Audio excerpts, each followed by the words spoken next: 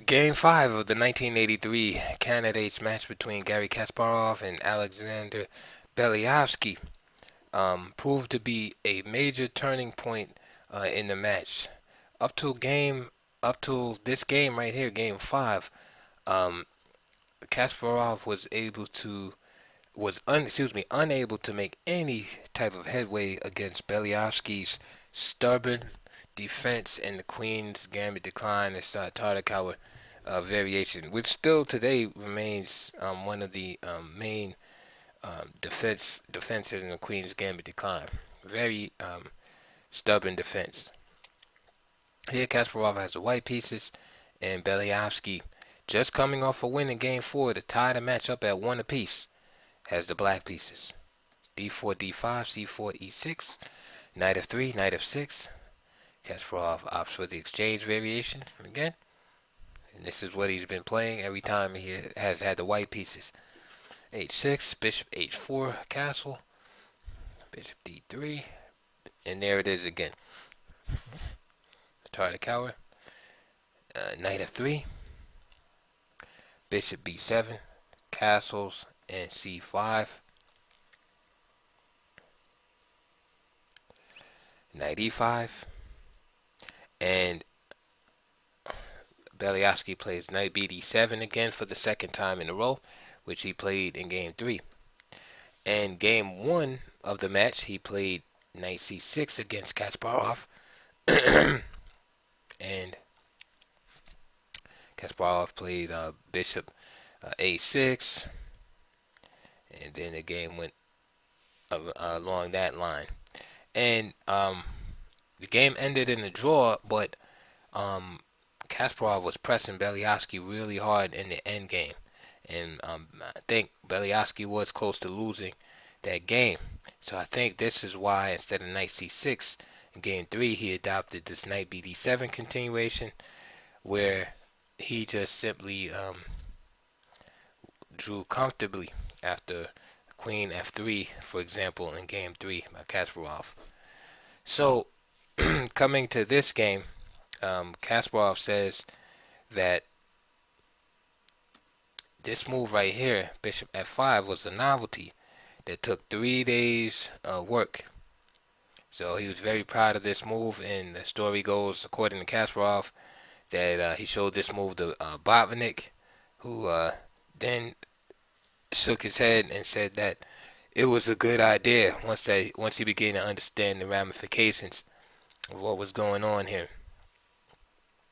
And this move, Bishop F5, is very provocative because, of course, it's the idea is to cause black to play the move G6, weaken his king side, but also the bishop is very annoying in that area on F5.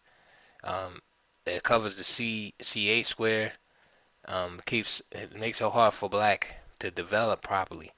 So the basic idea is for black that white is giving to black is okay. If you want to develop, you're gonna have to weaken your king side in order to do it. Okay, so now knight takes c5 is played, right? It's, similar to game 3. D takes e5, because of course the Grant player is trying to relieve himself some pressure. The D takes e5, knight e8, and now here's a good move by Kasparov. Again, black is cramped, so instead of just trading off, he keeps the piece on board. And now the e5 pawn serves as a type of wedge. And now you have the bishop there, sitting there on f5. It's kind of difficult to remove it. So for example, if bishop c8 here, then this is actually good for white because of the weakness of d5. The knight on c3 and the queen on d1 is are both looking at d5. So the only way to really get that that bishop off f5 is to play g6, and this is what white White anticipates. Knight c7, and now queen g4, just piling up the pressure. And as you can see, Beliavsky wants to play this move. This is one of the reasons why the knight drops back here to c7, is to basically take the place of the bishop. But he's dealing with the homework right now from Kasparov, so Kasparov was already foreseeing this idea, and now queen g4. So now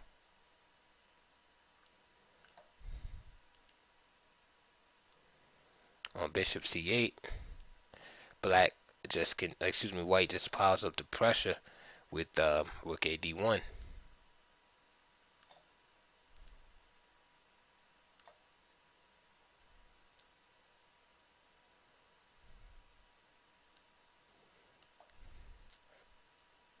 And again, trying to trade the queen off hastily leads to its disaster on d5.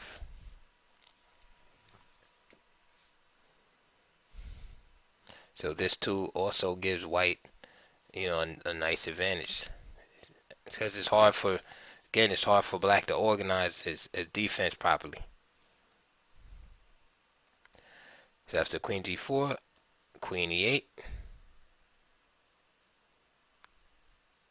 bishop d7, Kasparov forcing the queen back, and now the bishop is real annoying there. The rook can't develop to c8 or e8. Rook a d1, again putting more pressure on d5. h5, queen h3. Again, the queen can't be decoyed because the bishop on d7 is hanging. h4, bishop f4, and bishop g5. The bishop comes back, and now Beliavsky starts to crack under pressure, and he weakens his king side. He could have been been a little more excuse me, a little more conservative, and maybe just play bishop takes f4 here. Or perhaps a move like queen e7. I don't like bishop takes f4 because it seems to help White's king side assault with the pawns. So maybe just like something queen e7, like kind of playing a waiting game a little bit. So now g6. So yes, he strikes the bishop, but it weakens the queen side. Gary Kasparov kept things going. He played knight e4, exploiting the pin on the d file, attacking the bishop 2 times. Bishop takes f4, so Beliavsky says, I'm going to take that and take the bishop. E takes f4, g takes f5, queen takes f5, and now Black is in some serious trouble. How to deal with the threat of knight to f6, followed by mate. Just give up the queen. D takes e4, queen g4 check, king h7, and now rook takes d8. And the rest is just a mop-up job by Kasparov. Queen takes h4, queen e7.